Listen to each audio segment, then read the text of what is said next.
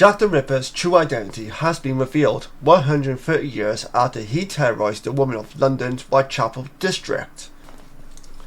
Historians say the unidentified serial killer brutally claimed the lives of at least 5 women by the names of Mary Ann Nichols, 43 years old, Annie Chapman, 47, Elizabeth Stride, 44, Catherine Edwards, or Eddowes, 46, and Mary Jane Kelly, 25, between August the 31st and the 9th of November 1888. The Ripper, who would kill sex workers, mainly sex workers that is, often would pull out their internal organs. And now on the verge of this discovery, where he apparently has been revealed or identified after all these years, the real question remains, why can't he not be legally named? You know, it's been many years now, so what's still holding us back? And that's where this guy right here in this photo, Russell Edwards, comes into the fold, who is a Ripperologist and has been studying Jack the Ripper, or his story at least, for a very long time now. In 2007, researcher Russell Edwards purchased a shawl, which was recovered from the scene of Eddowes' brutal killing all those years ago. He says the shawl contained DNA of both the victim and a man named Aaron Kuriski, a Polish barber who moved to the UK in the 1800s. He also happened to be a prime suspect at the time. When we matched the DNA from the blood with a direct female descendant of the victim, it was the most amazing moment of my life at the time, he told Today in Australia. We tested the semen left on the shawl.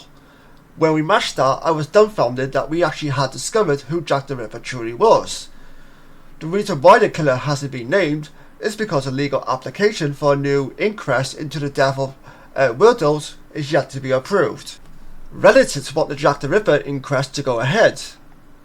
Edwards' legal team are fighting for an inquest due to the new evidence available, which the coroner could take into consideration. The descendants of both Eddowes and Kuriski have approved the inquest, according to the Mail Online. Karen Mirror, who is the 3 times great-granddaughter of Eddowes, provided a DNA sample, which matched her ancestors' blood on the evidence. What about the real name of the person who did this? Having the real person legally named in a court which can consider all the evidence would be a form of justice for the victims, she said. However, there's critics that are still not convinced about this situation. Critics say there's still lack of evidence. They have argued that without the genetic sequences of the living relatives being published in the findings due to UK law, we do not have the full results.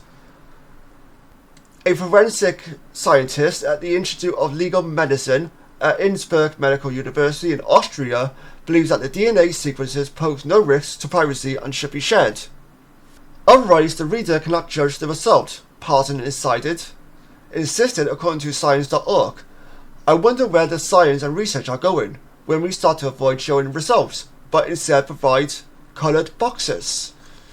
So now I'll turn things over to you guys. What do you think of the story? First of all, do you believe that the identity of Jack the Ripper has finally been revealed after 130 years of waiting? Do you think it really matters after all these years have passed and we know he's likely no longer around and we're never going to understand why he did what he did and he's never going to be punished for the things he did?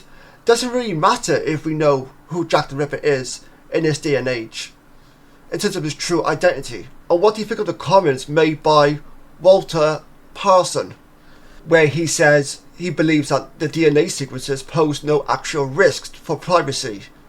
I guess the most important question you could ask is the UK law correct in hiding DNA results in terms of generic sequences? Thoughts on this? Jack the Ripper has been a interesting story for many years. I think interesting, not taken away from the fact that he did horrible and despicable things. But, you know, in terms of a piece of history, he has been a major part of it. But nonetheless, let me know your feelings down below. And until next time, I'll catch you guys in the next episode. Take care, stay safe, and I'll see you guys soon. Bye bye for now.